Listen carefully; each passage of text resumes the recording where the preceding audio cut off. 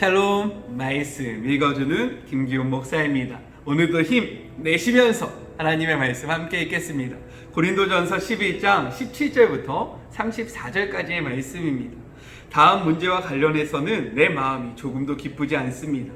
여러분이 함께 모일 때 여러분의 가장 좋은 모습이 아니라 가장 나쁜 모습이 드러나는 것으로 알고 있습니다. 첫째, 여러분이 서로 갈라져 다투고 비난한다는 소식이 들려옵니다. 믿고 싶지 않지만 그것이 사실이군요. 그 문제에 대해 내가 할 수 있는 최선의 답변은 조사 과정에서 진실이 드러나고 가려지리라는 것입니다. 또한 여러분은 예배를 드리러 와서도 서로 갈라진 채 있다고 하더군요. 한자리에 모여서 주님의 만찬을 나누기는커녕 오히려 밖에서 많은 음식을 가져와 돼지처럼 먹는다고 하더군요. 그래서 어떤 사람은 따돌림을 당해 아무것도 먹지 못한 채 집으로 돌아가고, 어떤 사람은 걷지 못할 정도로 술에 취해서 실려가기까지 한다더군요. 믿을 수가 없습니다. 여러분에게 먹고 마실 집이 없습니까? 여러분이 창피한 줄도 모르고 하나님의 교회를 모독하다니 어찌 된 일입니까? 여러분이 하나님의 가난한 사람을 모욕하다니 어찌 된 일입니까? 나는 여러분이 창피한 줄도 모른 채 그런 짓을 하리라고는 믿고 싶지 않았습니다. 이제 나는 말없이 두고 보지 않겠습니다. 주님의 만찬이 어떤 의미가 있고 그것이 왜 그토록 중요한지 다시 한번 정확히 말씀드리겠습니다. 이 가르침은 내가 주님께 직접 받아 여러분에게 전한 것입니다. 주 예수께서 배반당하시던 날 밤에 빵을 들어 감사하신 후에 떼어주시며 이렇게 말씀하셨습니다. 이것은 너희를 위해 찢는 내 몸이다. 이것을 행하여 나를 기억하여라. 저녁 식사 후에 잔을 들어 감사하시며 이렇게 말씀하셨습니다. 이 잔은 나의 피 너희와 맺은 새 언약이다. 너희는 이 잔을 마실 때마다 나를 기억하여라. 여러분은 이것을 알아야 합니다. 여러분이 이 빵을 먹고 이 잔을 마실 때마다 여러분의 말과 행위로 주님의 죽으심을 재현하는 것입니다. 여러분은 주님이 다시 오실 때까지 이 식사를 계속해서 되풀이해야 합니다.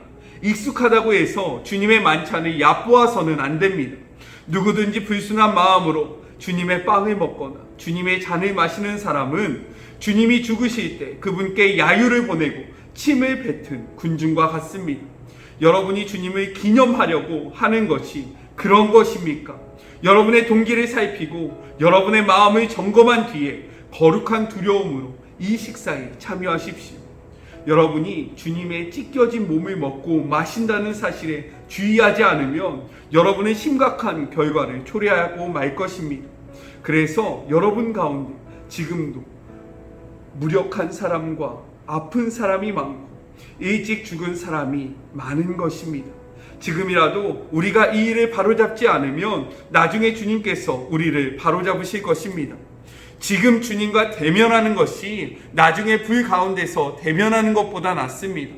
그러니 친구 여러분, 주님의 만찬에 모일 때에는 예의를 갖춰 서로 정중히 대하십시오. 배가 너무 고파서 음식이 차려지기까지 기다리지 못하겠거든 집에 가서 요기를 하십시오. 그러나 무슨 일이 있어도 주님의 만찬을 먹고 마시는 술판이나 집안 싸움으로 변질시켜서는 안 됩니다. 주님의 만찬은 영적인 식사, 곧 사랑의 향연입니다. 여러분이 질문한 다른 문제들은 이 다음에 내가 방문해서 직접 대답하겠습니다. 이것은 하나님의 말씀입니다. 오늘 본문은요, 우리가 어저께 함께 살펴보았던 이야기에 이어서 예배에 관련된 두 번째 주제를 이야기하고 있습니다. 첫 번째 이야기가 무엇인지 기억하고 계세요? 예배 때 사용하는 그 수건, 예배포에 관련된 주제였습니다. 바울은요, 이 예배포와 관련된 첫 번째 이야기를 할 때 고린도 교회를 칭찬하면서 그 이야기를 시작했어요. 그런데 오늘 이 두 번째 주제를 이야기할 때는요, 분위기가 좀 다릅니다. 개역개정 17절을 보면 이렇게 기록되어 있어요. 내가 명하는 이 일에 너희를 칭찬하지 아니하나니 이는 너희의 모임이 유익이 못되고 도리어 해로움이라. 메시지 성경에서는요, 내 마음이 조금도 기쁘지 않습니다. 여러분이 함께 모일 때 여러분의 가장 좋은 모습이 아니라 가장 나쁜 모습이 드러나는 것으로 알고 있습니다. 어떠한 문제가 있었나 봐요. 그런데 이 문제의 핵심이 되는 이 사건을 통해서요, 교회가 풍성해지고 교회의 유익이 돼야 되는데 오히려 이것이 교회의 해가 되고 있다고 이야기하고 있습니다. 무엇에 관련된 이야기일까요? 18절에 보면요, 이렇게 기록되어 있어요. 첫째, 여러분이 서로 갈라져 다투고 비난한다는 소식이 들려옵니다. 이를 통해서 우리가 무엇을 알 수 있냐면, 이것은 분열에 관련된 문제구나 라는 생각을 할 수 있습니다. 그런데 분열은 우리가 1장부터 4장까지 다루지 않았습니까? 그 분열의 핵심이 무엇이었어요? 서로 경쟁하는 거죠. 나는 아볼로파다, 나는 바울파다, 나는 게바파다, 나는 그리스도파다. 서로 자신에게 더 유리하도록 이렇게 경쟁하고 있는 분쟁의 모습을 이야기했습니다. 그런데 오늘 분쟁의 모습을 또 이야기해요. 그렇다면 이 분쟁은 앞에서 이야기했던 그 분쟁과는 다른 내용일 것입니다. 계속해서 성경을 볼까요? 이것이 어떠한 문제였는지.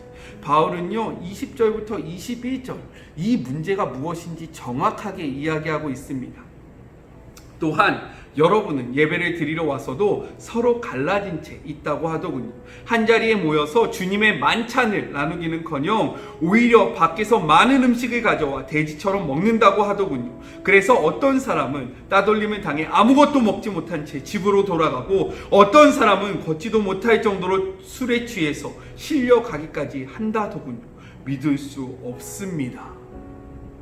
이를 통해서 이 분열의 문제가 무엇인지 우리는 알 수 있는데요, 그것은 바로 주의 만찬, 성찬에 관련된 이야기라는 것입니다.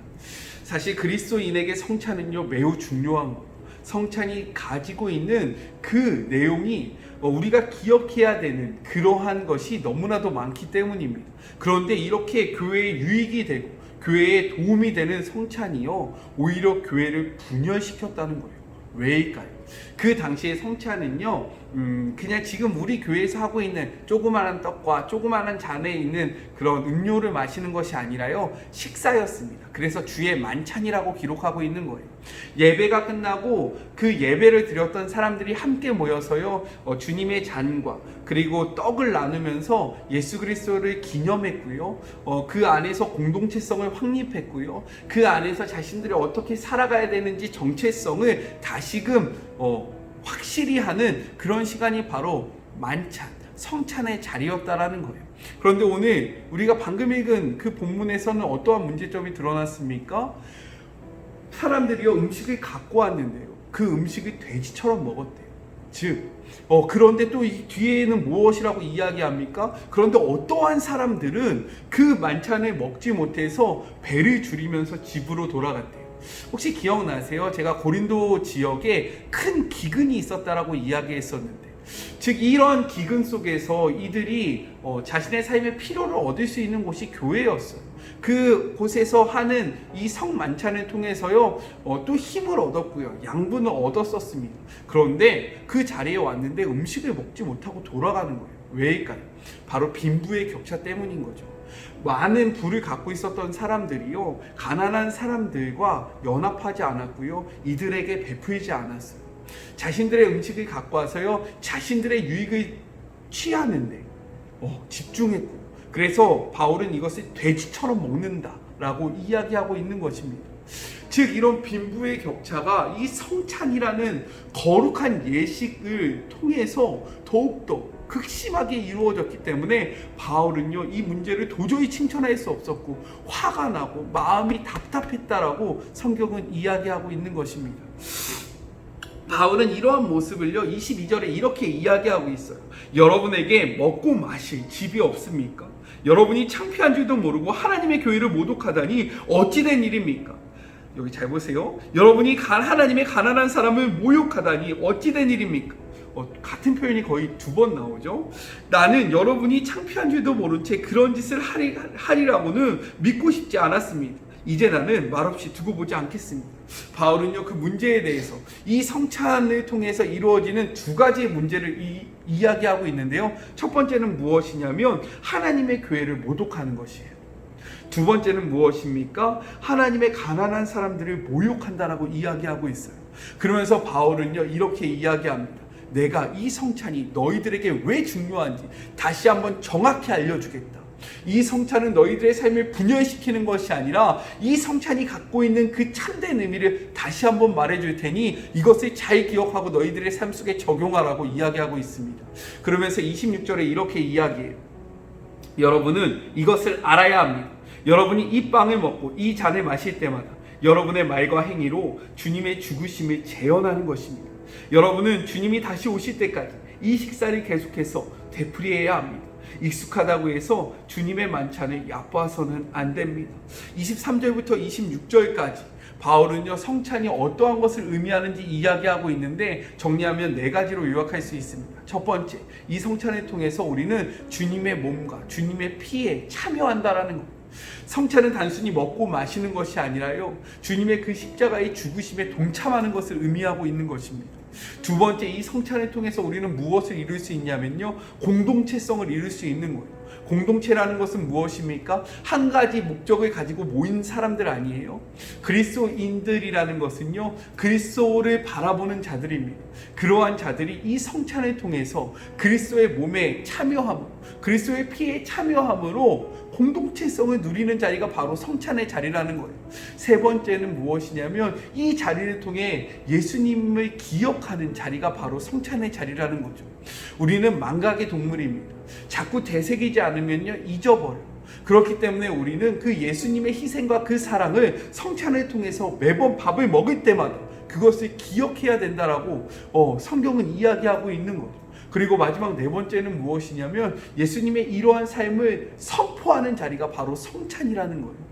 예수님께서 이러한 삶을 사셨으니 우리도 이러한 삶을 살겠습니다 다짐하고 선포하는 자리가 바로 그 성찬의 자리였고요, 주님의 만찬의 자리였는데, 너희가 이러한 4가지의 기능을 알지 못하고 너희의 삶 속에서 이 성찬을 너무나도 다르게 변질시켰다. 이 변질시킨 모습을 크게 2가지로 나눠서 이야기합니다. 27절부터 28절을 보면요, 이렇게 기록되고 있어요. 누구든지 불순한 마음으로 주님의 빵을 먹거나 주님의 잔을 마시는 사람은 주님이 죽으실 때 그분께 야유를 보내고 침을 뱉은 군중과 같습니다. 여러분이 주님을 기념하려고 하는 것이 그런 것입니까? 여러분의 동기를 살피고 여러분의 마음을 점검한 뒤에 거룩한 두려움으로 이 식사에 참여하십시오라고 이야기해요. 바울은 분명히 이야기합니다. 이 성찬의 개념이 잘못될 때 우리의 삶이 어떻게 되냐면 예수님께서 십자가에 달려가시는 그 순간에 수많은 군중과 같이 예수님의 십자가를 바라보면서 비난하고 비아냥거렸던 사람들과 똑같은 행동을 하는 것이 바로 너희들이다. 성찬의 개념을 알지 못하는 너희들이고 이 자리를 잘못 사용하고 있는 너희들이다 라고 이야기하고 있는 거예요. 이것은 누구와의 관계성을 이야기하는 것입니까? 주님과의 관계성을 이야기하는 거죠. 이것은 아까 전에 이야기했던 22절의 첫 번째 문제성, 그것이 무엇이냐면 하나님의 교회를 모독하는 행동이라는 것입니다. 그리고요, 바울은요 33절부터 34절에 이렇게 이야기해요. 그러니 친구 여러분, 주님의 만찬에 모일 때에 예의를 갖춰 서로 정중히 대하십시오. 배가 너무 고파서 음식이 차려지기를 기다리지 못하겠거든 집에 가서 요기를 하십시오. 그러나 무슨 일이 있어도 주님의 만찬을 먹고 마시는 술판이나 집안 싸움으로 변질시켜서는 안 됩니다. 바울은요 2번째 모습을 이야기하고 있는 거예요. 이 2번째 모습은 누구와의 관계성을 이야기합니까? 이 성찬을 통해서요, 이웃과의 관계성, 주 안에서 한 형제요 자매라고 이야기하는 그들과의 관계성을 바르게 해야 함을 이야기하고 있는 거예요. 이 자리, 먹고 이 자리를 주님의 몸과 주님의 피에 참여하는 이 자리를 우리의 삶의 피로를 채우는 자리로 변질시켜서는 안 된다. 흥청망청 이 자리에서 놀고 먹고 즐기면 안 된다라고 이야기하면서요, 특별히 그 관계성, 너희 안에 그 관계성에 주의해야 된다라고 이야기합니다. 이것은 22절의 2번째, 그 하나님의 가난한 자들을 모욕하는 그 행위를 하지 말아라 라고 이야기하고 있는 것입니다. 정리해 볼까요?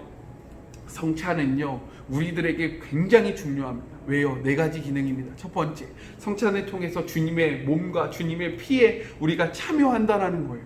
두 번째, 이 성찬을 통해서 공동체성을 이룰 수 있다는 거죠. 세 번째, 이 성찬은요, 예수 그리스도의 그 십자가를 기억하는 자리라는 거예요. 네 번째, 그것을 기억하고 우리의 삶 속에서 어떻게 살아갈 것인지 그것을 선포하는 자리가 이 성찬의 자리라고 이야기하고 있는 거죠. 그런데 이것이 어그러질 때 너희가 두 가지를 잘못한다라고 이야기하고 있어요. 첫 번째, 주님과의 관계성 속에서 너희가 주님의 십자가에 못 박는 그러한 행위를 하는 것이다 라고 하면서 하나님과의 관계성을 이야기하고 있어요.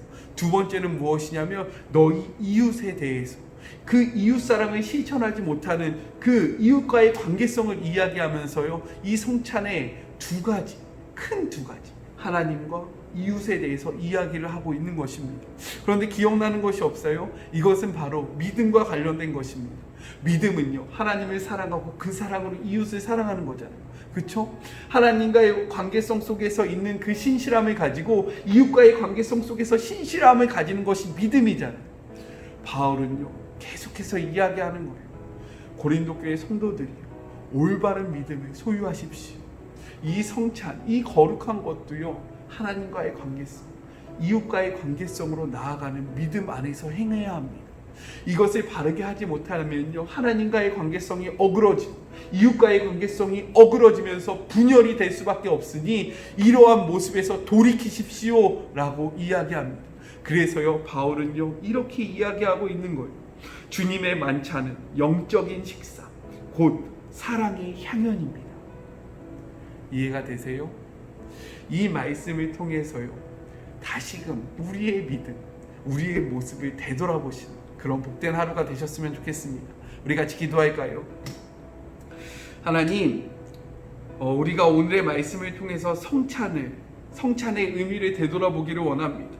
성찬을 통해서요, 우리가 주님과의 관계성을 확립할 수 있고, 우리가 우리의 삶의 자리에서 우리 주변의 이웃과의 관계성을 더욱더 바르게 형성할 수 있음을 고백하는데, 우리가 그러한 개념을 모르고 우리의 유익대로 우리의 마음대로 살아가니까요, 이 모든 것들이 어그러짐을 고백합니다.